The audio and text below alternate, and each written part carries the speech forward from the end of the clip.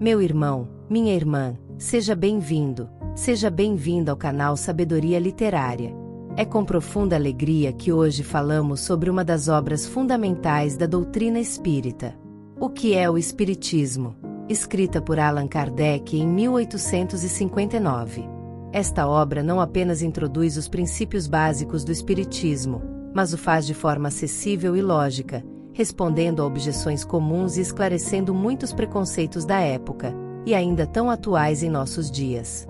Kardec estruturou este livro com base em diálogos, com um crítico, um cético e um padre, para que o leitor acompanhe, como num teatro da razão, as perguntas mais comuns sobre o Espiritismo e suas respostas.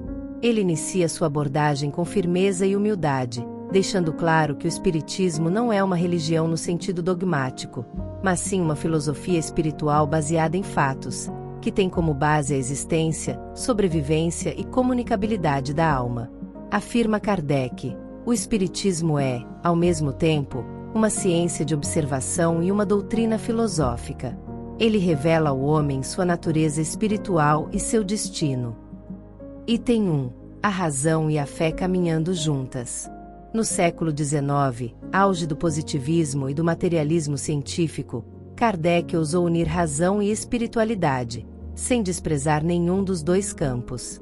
Ele nos convida a examinar os fenômenos espirituais com o mesmo rigor com que se estuda um fenômeno físico. Essa proposta ainda é revolucionária hoje. Em tempos em que tantos ainda veem ciência e fé como inimigas, Kardec nos mostra que elas se completam. Ele mesmo dizia: fé inabalável é aquela que pode encarar a razão face a face, em todas as épocas da humanidade. Quantas vezes vemos pessoas abandonando a fé por não encontrarem explicações racionais? Ou outras se fechando para o conhecimento por medo de perder sua crença? O Espiritismo propõe um equilíbrio. Ele nos diz: investiguem, observem, questionem, e depois creiam. Sobre o investigar.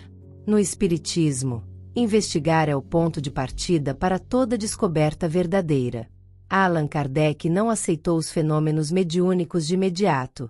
Ele o submeteu ao crivo da razão e da experiência.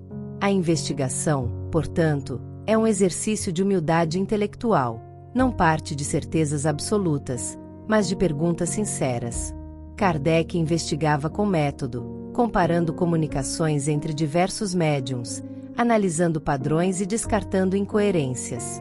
O Espiritismo convida-nos a fazer o mesmo, não aceitar nada cegas, nem mesmo que vem do plano espiritual, mas buscar sempre a verdade com responsabilidade, estudo e discernimento. Sobre o observar. Observar, para o espírita, é mais do que ver. É compreender os sinais da vida e os reflexos da ação espiritual em nosso cotidiano. A observação nos permite perceber os efeitos morais das nossas atitudes, as influências sutis dos espíritos e as lições ocultas nas provas e dores da existência.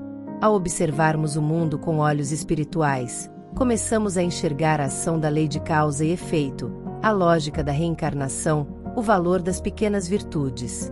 Kardec, ao observar atentamente os fenômenos mediúnicos, descobriu neles um ensino moral, e não um mero espetáculo. Somos, assim, chamados a observar a vida com profundidade, buscando sempre os porquês que revelam a justiça e o amor divinos. Sobre o questionar. O questionamento é uma das mais nobres expressões da liberdade de consciência. No Espiritismo, não há espaço para dogmas impostos ou fé cega. Kardec ensinava que até as mensagens dos espíritos devem ser questionadas, pois os espíritos são almas humanas, e nem todas são superiores. Questionar, nesse contexto, não é duvidar por orgulho, mas buscar coerência, ética e verdade. O Espiritismo é uma doutrina aberta ao diálogo com a ciência, a filosofia e a moral.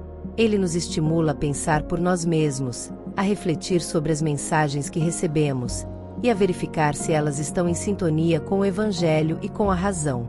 Sobre o crer. Depois de investigar, observar e questionar, então sim, crer. Mas uma crença que não é cega, e sim iluminada pela razão e pela experiência. Essa fé raciocinada é uma das maiores contribuições do Espiritismo para a espiritualidade contemporânea. Crer, aqui, não é submeter-se ao medo ou à tradição, mas sim confiar, com consciência, nos princípios que fazem sentido ao coração e à lógica. É essa fé esclarecida que sustenta o espírita nas dificuldades, que lhe dá consolo diante da morte e que o impulsiona à transformação moral. Como Kardec afirmou, a fé verdadeira é aquela que enfrenta a razão em todas as épocas da humanidade. Item 2. A comunicação com os espíritos. Um fato, não um milagre. Muitos dos que se aproximam do espiritismo fazem inicialmente atraídos por fenômenos como psicografia, psicofonia ou manifestações físicas. Kardec deixa claro que essas manifestações são naturais, e não sobrenaturais. Elas apenas revelam leis ainda pouco conhecidas pela ciência humana, mas que fazem parte da natureza. Kardec diz: negar os fatos espíritas sem examiná-los é contrário ao espírito científico. É como negar a eletricidade antes de entender seus princípios. Kardec, com espírito investigativo, estudou centenas de comunicações mediúnicas, cruzando informações entre médiuns diferentes, sem contato entre si, e organizando os ensinamentos em obras como o Livro dos Espíritos e o Livro dos Médiuns. Item 3. Os espíritos somos nós, apenas em outra condição. Outro ponto central que Kardec destaca em O que é o Espiritismo é a continuidade da vida. A morte, para o Espiritismo, não é o fim, mas apenas uma mudança de estado. Somos todos espíritos imortais, vivendo atualmente uma experiência material. Nas palavras de Kardec, os espíritos não são seres à parte na criação, são as próprias almas dos homens. Essa ideia, tão simples e tão poderosa, muda profundamente nossa forma de viver. Ao compreendermos que a vida continua, percebemos que nossas ações têm consequências além da existência terrena. A justiça divina não é uma ameaça, mas um convite constante ao melhoramento moral, pois cada ato nosso ecoa na eternidade. Item 4. A reencarnação, um caminho de aprendizado. Kardec também aborda, de forma clara, o princípio da reencarnação. Longe de ser uma punição, ela é apresentada como uma oportunidade educativa, uma resposta lógica às desigualdades da vida e à necessidade de crescimento espiritual. Lemos o trecho. A reencarnação é a chave do progresso moral. Se vemos uma criança nascer em extrema pobreza e outra em berço de ouro, a justiça divina parece aleatória, a não ser que compreendamos que a vida atual é apenas um capítulo de uma longa jornada. Assim, a reencarnação se apresenta como a engrenagem divina da evolução, dando a todos as mesmas oportunidades, ainda que em tempos diferentes. Nos dias atuais, em que tantos se sentem perdidos, sem propósito, sem entender o porquê de tanto sofrimento, o Espiritismo oferece esperança racional. Nada é por acaso, e todas as dores têm uma razão educativa. Como diz o Espírito Emmanuel, pela psicografia de Chico Xavier, tudo passa, exceto Deus. Item 5. A moral do Cristo como bússola espiritual. O ponto mais belo, e talvez o mais negligenciado por muitos, é que o Espiritismo tem como base a moral de Jesus Cristo. Kardec não fundou uma nova religião, mas sim uma ciência espiritual que resgata o Evangelho em sua essência. Amor, perdão, humildade, caridade, serviço ao próximo. O próprio Cristo, quando diz, muito será pedido a quem muito foi dado, já nos ensinava sobre responsabilidade espiritual. Kardec não propõe rituais, dogmas ou templos suntuosos. Ele propõe a reforma íntima. E isso é profundamente atual. Em tempos de superficialidade, de pressa e consumo, o Espiritismo nos lembra que a verdadeira evolução não é material, mas moral. Ser espírita é olhar para si mesmo todos os dias e perguntar: estou sendo melhor do que fui ontem? Item 6. Aplicando os ensinamentos hoje. Como aplicar essas ideias em nossa vida cotidiana? No lar, com mais paciência, empatia e diálogo. A família é o primeiro núcleo de provas e resgates. No trabalho, com honestidade e senso de utilidade. O trabalho é bênção e escola. Na sociedade, com tolerância, não violência e espírito de fraternidade. Na dor, com confiança na justiça divina. Tudo passa, mas o bem permanece.